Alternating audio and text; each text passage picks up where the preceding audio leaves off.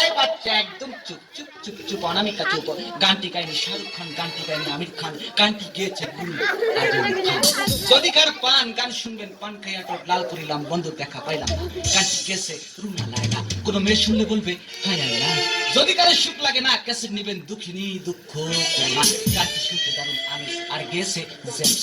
বাসের ভিতর অনেক আছে ইয়ং বয়স, বলবেন আমায় সাসু, তাদের জন্য ক্যাসেট আছে আয়ুব বাচ্চু।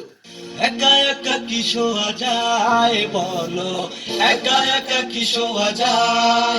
বাচ্চাদের মারবেন একটা থাবা, বলবেন গান শোন মুস্তফা মুস্তফা।